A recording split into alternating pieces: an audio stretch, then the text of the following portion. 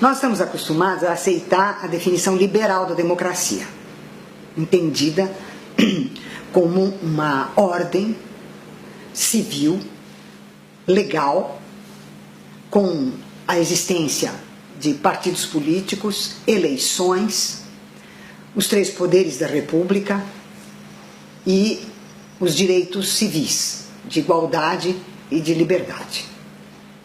Isso é muito pobre para definir a democracia. A democracia é uma forma social. Ela não é um simples regime político, ela é uma forma da sociedade.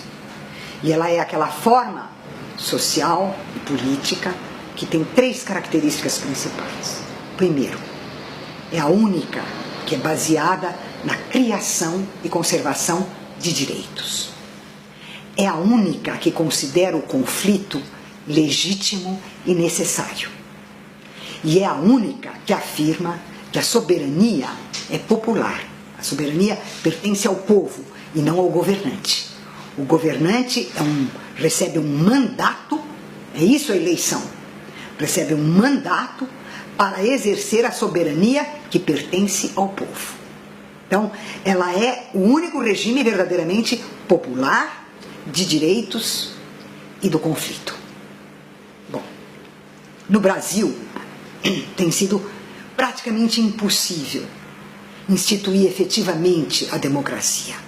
Nossa sociedade é uma sociedade autoritária, oligárquica, violenta, hierarquizada, que estabelece sempre uma relação de hierarquia entre as pessoas, em que um manda e o outro obedece, de tal modo que os direitos no Brasil se dissolvem. E a sociedade brasileira está polarizada, dividida entre as carências das classes populares e os privilégios da classe dominante. Ora, uma carência é sempre algo específico e um privilégio é sempre algo individual. Um direito é sempre universal, seja porque ele é o mesmo para todos, seja porque todos o reconhecem como um direito. Então, no Brasil, a carência e o privilégio tornam a criação de direitos uma tarefa gigantesca e, às vezes, impossível. E nas poucas vezes em que isso se realiza, é logo em seguida destroçado e devastado. Nesse momento, a democracia brasileira, que era tão frágil por causa da violência da sociedade brasileira, do autoritarismo da sociedade brasileira, nesse momento ela sofre um golpe mortal, que é o golpe neoliberal. Por quê? O neoliberalismo defende a ideia de que o Estado, portanto o poder público, deve ser tratado como uma empresa. É por isso o sucesso agora de políticos que dizem: não, eu não sou um político, eu sou um gestor, eu sou um administrador. Mas o que um gestor ou um administrador vem fazer? É porque o Estado é pensado como se ele fosse uma empresa e não o poder público. Ora, pensar o Estado como uma empresa é pensar o Estado como fazendo parte do mundo privado, porque a empresa pertence ao campo dos interesses privados.